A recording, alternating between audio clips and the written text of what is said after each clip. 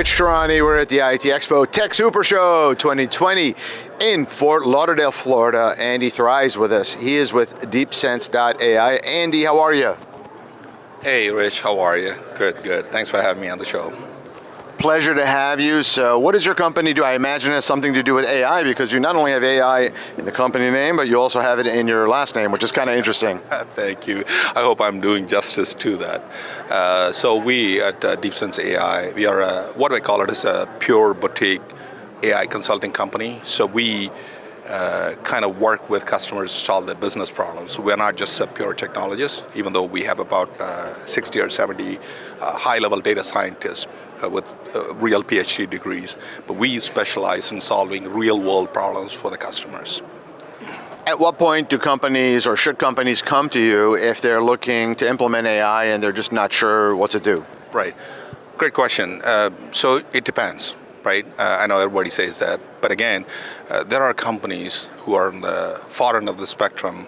They exactly know what they're doing. They already figured out the use case. They already figured out the outcomes. They already figured out what model need to be even created. They even have their data ready. So they come to us at that stage saying that, you know what, we got everything, but we just need a couple of data scientists to fine tune our model and then create the model, we'll run with that.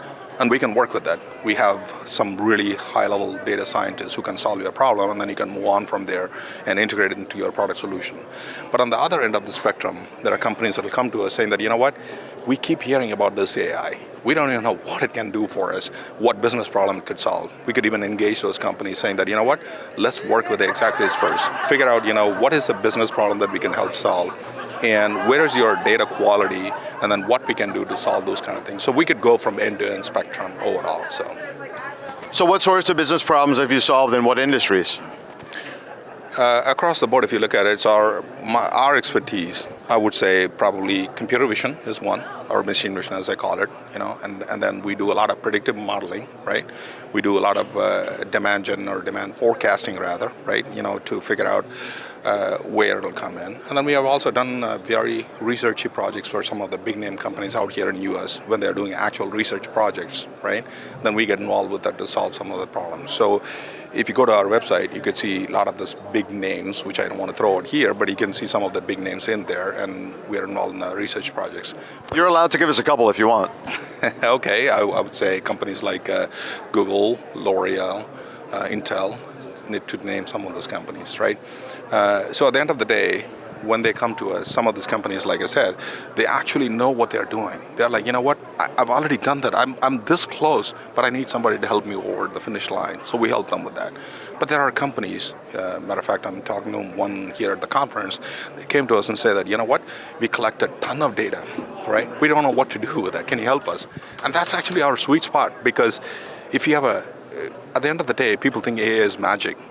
Kind of to an extent, but it's not all magic, right? Because you got to have data first to do something with that. If you don't have data, if you come and tell me you have 3 rows of data or 20 data points, solve the problem with AI, there's not much I can do about it. You need to have data, and you couldn't figure out what comes out of it. So if you could come to me with a lot of data, you're already halfway there, or more than halfway there, I can help you. And it's a good time for your company because getting a hold of data scientists is becoming increasingly difficult, right? That's actually an interesting point you make. So especially, you know, companies in California, when you go and talk with them, there is this company I'm in conversation with. They said, speak to my senior data scientist. And I'm not a data scientist. I'm more of a business kind of guy and a technologist.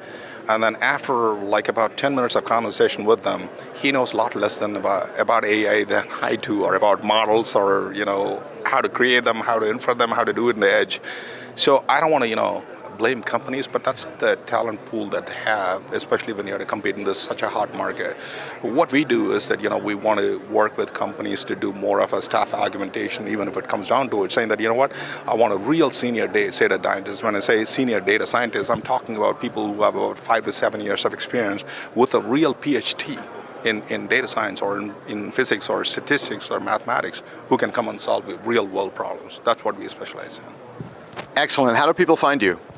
So they could find us at DeepSense.ai, or they could reach out to me directly at Andy@DeepSense.ai, or they could call me, or they could, you know, tweet at me or connect with me on LinkedIn. I'm available anytime. Thanks for being here. Oh, thank you. Thanks for having me. I appreciate it.